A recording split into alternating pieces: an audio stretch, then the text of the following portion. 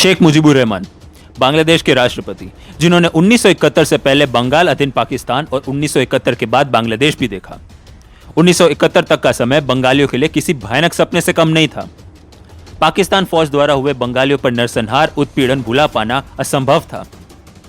1971 भारत पाकिस्तान के युद्ध में तृतीय दल ने भी हिस्सा लिया और वो तृतीय दल था मुक्ति बाहिनी। हजारों बंगालियों से लैस मुक्ति बाहिनी फौज ने बढ़ चढ़कर पाकिस्तान के खिलाफ युद्ध में हिस्सा लिया। 1971 भारत पाकिस्तान युद्ध इतिहास का सबसे भयानक और कभी भूला ना जा सके वैसी घटना बनी। इस युद्ध में पाकिस्तान को शिकस्त मिली। पूरी दुनिया ने साफ साफ देखा कि कैसे भारत के सामने पाकिस्तानियों ने आत्मसमर्पण किया। इस युद्ध में इंफॉर्मेशन ने सबसे बड़ी भूमिका निभाई, जिसे प्रस्तुत भारत की खुफिया intelligence service research and analysis wing यानी RNAW ने किया। RNAW के इकट्ठा किए हुए इंटेलिजेंस रिपोर्ट ने न सिर्फ भारत को युद्ध में जीत दिलाई, लेकिन बांग्लादेश को भी आजादी दिलवाई। शेख मुजीबुर रहमान RNAW के इस काम से बेहद इंप्रेस थे। बांग्लादेश आजाद हो चुका था, लेकिन समस्या युद्ध के बाद बढ़ चुकी थी। RNAW बांग्लादेश पर आने वाली चुनौतियों को अच्छे से जानता था। रॉ के कुशलता ने बांग्लादेश को कई इंटेलिजेंस प्रोवाइड कर मदद का काम किया, परंतु एक समस्या RNAW समय से पहले जान चुकी थी।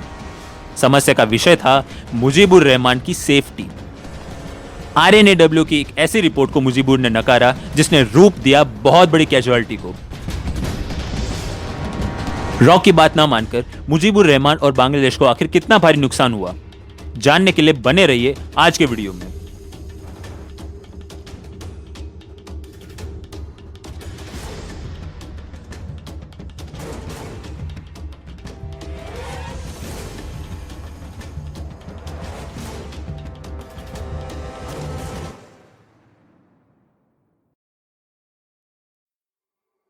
बांग्लादेश, जो एक समय पूर्वी पाकिस्तान के नाम से जाना जाता था, वहां के आम नागरिक अक्सर पाकिस्तानियों द्वारा रंग भेद का सामना करना पड़ता था।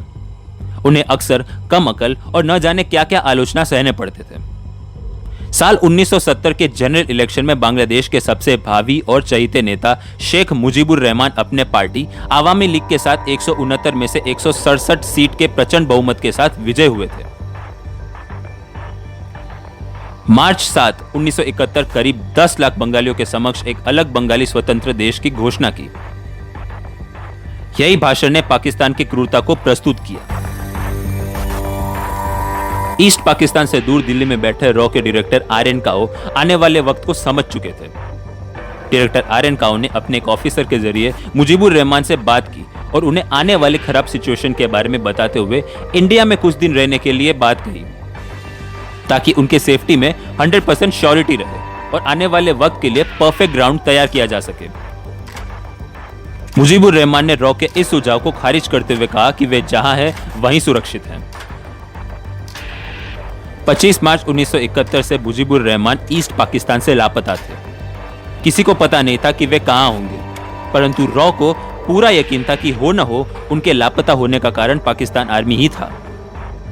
कुछ ही दिनों के बाद यह बात सच साबित होकर बाहर निकली, जब इंटेलिजेंस डिपार्टमेंट ने पाकिस्तान के कॉन्वर्सेशन को इंटरसेप्ट किया था, जिसमें एक पाकिस्तानी ऑफिसर ने कहा कि चिड़िया को पकड़ लिया है। इससे साफ साफ पता चल चुका था कि मुजीबुर रहमान को पाकिस्तान आर्मी ने वेस्ट पाकिस्तान की जेल में कैद कर रखा था। इन सब के बाद पाकिस्तानी फौज द्वारा ईस्ट पाकिस्तान में रह रहे बंगालियों पर हमला किया। करीब 3 लाख से ज्यादा बंगालियों को मौत के घाट उतारा गया। इन सभी हरकतों के कारण मुक्ति बाहिनी ने पाकिस्तान फौज से लड़ने का निर्णय किया। लाखों बंगालियों ने भारत में शरण ली और उनके बढ़ रहे समस्या भारत को भी चुभने लगे। बांग्लादेश को आजादी दिलाने में भारतीय फौज ने कमर कस ली और 1971 के भयंकर युद्ध में विजय हासिल कर परिणाम स्वरूप बांग्लादेश का जन्म हुआ, जिससे सभी बंगालियों को उनके हक की स्वतंत्रता मिली।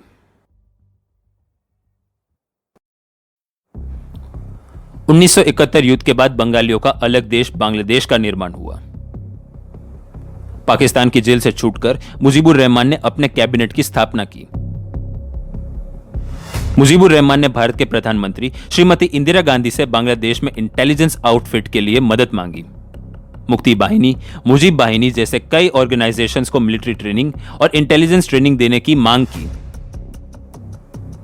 रॉ चीफ आर्यन काओ बांग्लादेश की गंभीर परिस्थिति को समझ गए थे और उन्हें तुरंत इंदिरा गांधी से रॉ के 2 ऑफिस की मांग की, एक ऑफिस दिल्ली तो दूसरी ऑफिस कोलकाता में, जिसे बांग्लादेश गवर्नमेंट की मदद भी आसानी से की जा सके।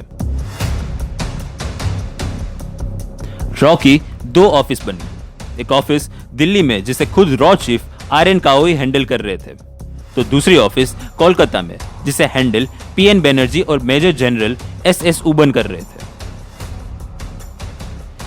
मुक्ति बाहिनी के लड़ाकों को पीएन बनर्जी के देखरेख में ट्रेनिंग दी जा रही थी।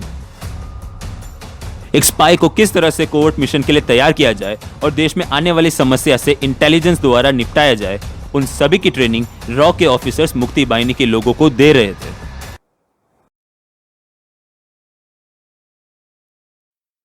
बांग्लादेश की आजादी के बाद कई सारी समस्याओं ने देश को घेरा हुआ था।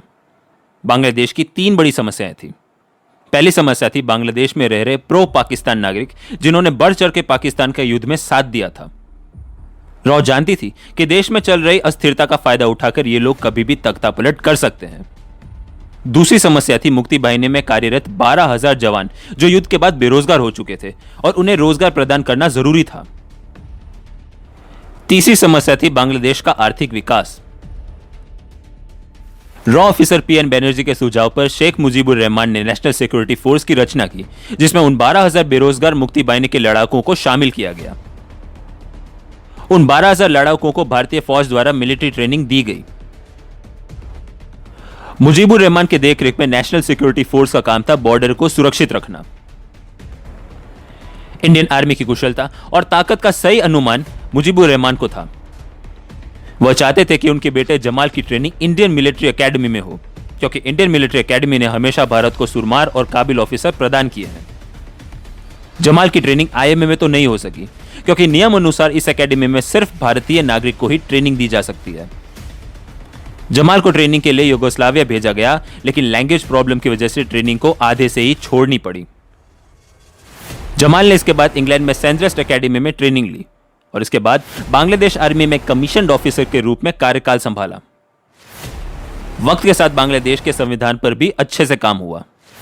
रॉ ने करीब 1 साल तक बांग्लादेश के सिक्योरिटी और मिलिट्री डिपार्टमेंट में अच्छी सहायता देकर अपने कार्य को पूर्ण किया। मुजीबुर रहमान ने आश्वासन दिया कि अब बांग्लादेश का नेतृत्व वह अच्छे से करेंगे। साल 1972 बांग्लादेश की आर्थिक परिस्थिति में कुछ खास सुधार नहीं आया। मुजीबुर रहमान के प्रयास के बावजूद आर्थिक स्थिति में बदलाव नहीं हो पा रहा था। Jute, cotton, textile, bank and insurance sector पर देश का पूरा इकोनॉमी बोझ लद चुका था। उस समय 1 सेर चावल की कीमत 100 बांग्लादेशी टाका था। बांग्लादेशी सरकार ने 100 से 2 बांग्लादेशी टाका कीमत तक पहुंचाने का वादा किया, लेकिन यह पर्याप्त नहीं था। बांग्लादेश अनाज के दाने दाने का मोहताज बन गया। उस वक्त पाकिस्तान के सहयोगी देश अमेरिका के राष्ट्रपति रिचर्ड निक्सन ने अपने इन्फ्लुएंस से मित्र देशों को बांग्लादेश की मदद न करने का दबाव बनाया। मुजीबुर रहमान बांग्लादेश को संभालने में नाकाम साबित हो रहे थे। जहां बांग्लादेश के आधे से ज्यादा नागरिक गरीबी रेखा से नीचे जा चुके थे, तो दूसरी तरफ मुजीबुर रहमान के पारिवारिक सदस्य रातों रात अमीर होते जा रहे थे।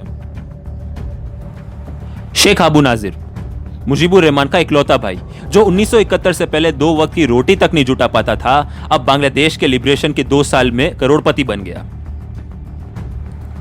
बांग्लादेश के ट्रेड एग्रीमेंट के नियमों की धज्जा उड़ाते हुए भारत के कई बड़े बड़े कंपनीज को जूट बेचता था और बदले में कंज्यूमर गुड्स, शराब, सिगरेट्स और ड्रग बांग्लादेश में बेच के करोड़ों की कमाई करता था। 2 मर्सिडीज गाड़ियां और लंदन में आलीशान मकान और प्रॉपर्टीज खरीद चुका था। ढाका में बिजनेस को मुख्य तरह से ऑपरेट करता था और वक्त के साथ बांग्लादेश का सबसे बड़ा बिजनेसमैन बन चुका था। पीएम मुजीबुर रहमान की 4 बहनों में से एक का बेटा शेख फजल हक, जिसे मुक्ति बाहिनी का वीर योद्धा माना जाता था, 1970 में एक मामूली प्रेस रिपोर्टर था और हर महीने की सैलरी 275 बांग्लादेशी टाका ही थी। परंतु लिबरेशन के बाद मुजीबुर रहमान के एडवाइजर का काम करता था। बांग्लादेश में कई इंपोर्ट एक्सपोर्ट कंपनीज पर अपना अधिकार जमा कर करोड़ों की संपत्ति जमा करके ढाका में 2 आलीशान मकान का मालिक था और कई सारे लग्जूरियस कार का मालिक भी था। महंगे कपड़े और राजा की तरह जिंदगी जी रहा था। शेख शाहिदुल इस्लाम मुजीबुर का सबसे छोटा भांजा और सबसे कम उम्र में ही उसे मंत्री का पद हासिल हुआ था। 1972 के बैंक रॉबरी स्कैंडल में शेख शाहिदुल इस्लाम का नाम शामिल था और 1974 ढाका यूनिवर्सिटी के 7 छात्रों के जघन्य हत्याकांड में भी शामिल था। मुजीबुर रहमान के जीजा एटीएम सैयद हुसैन ने भी 1971 के बाद बहुत सारे पैसे कमाए, लेकिन सब गलत तरीकों से। पीएम मुजीब का एक और भांजा अब्दुल हसनत मुजीब ने तो पॉलिटिकल ओपोनेंट को दबाने के लिए खुद की प्राइवेट आर्मी बना ली। कुल मिलाकर इन सभी कुकर्मों को मुजीबुर रहमान ने जानबूझकर अनदेखा किया। उन्होंने अपने नाम को चमकाने के चक्कर में सब बातों को बाहर आने ही नहीं दिया और इस काम में वे सफल भी रहे।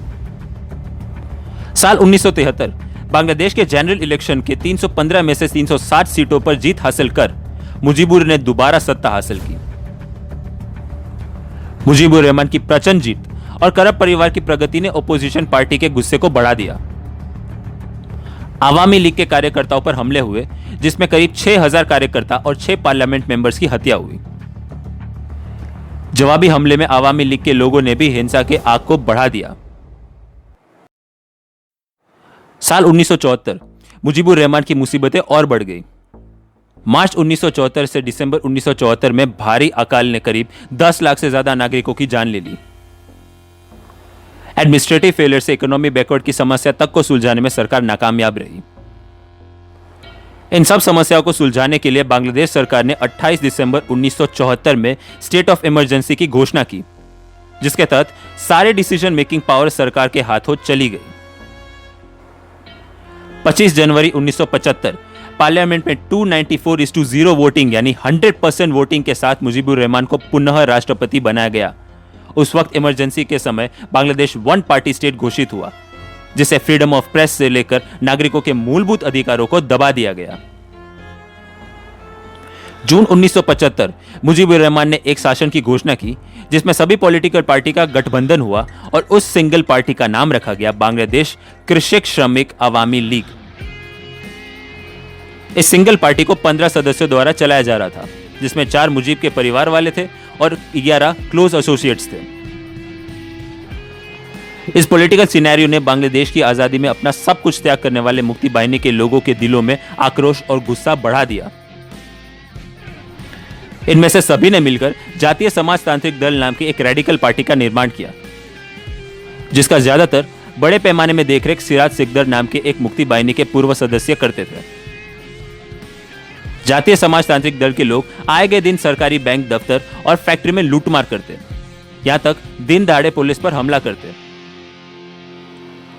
पुलिस भी सामने से कार्रवाई करती और इसी से पूरे देश में अराजकता का माहौल बन चुका था। रॉ चीफ आर्यन काओ की नजर बांग्लादेश में हो रहे पॉलिटिकल वायलेंस पर थी। वह जानते थे कि मुजीबुर रहमान की नेतृत्व में सरकार अच्छे से काम नहीं कर रही।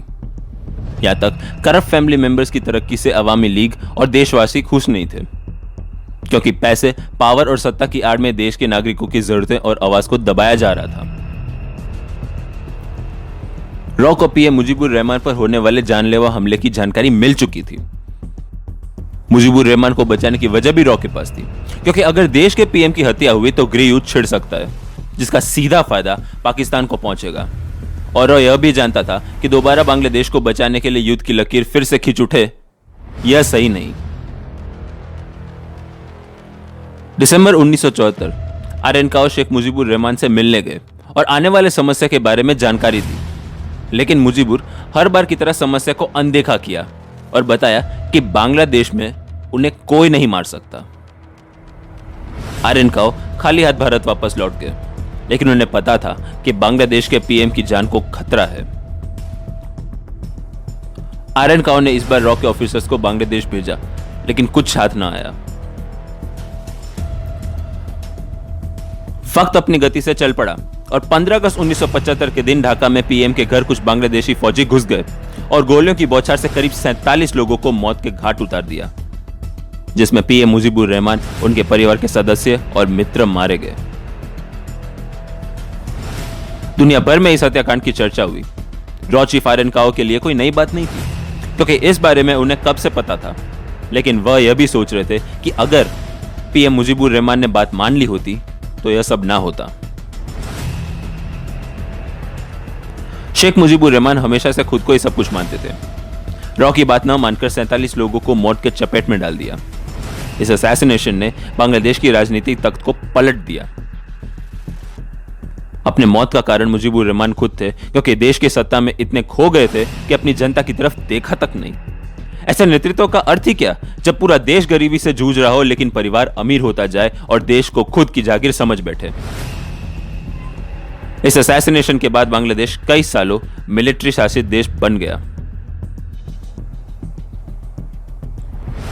तो दोस्तों, यह थी कहानी बांग्लादेश के लिबरेशन से मुजीबुर रहमान के असैसिनेशन और भारत के रॉ की।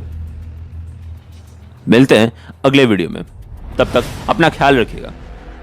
जय हिंद, वंदे मातरम।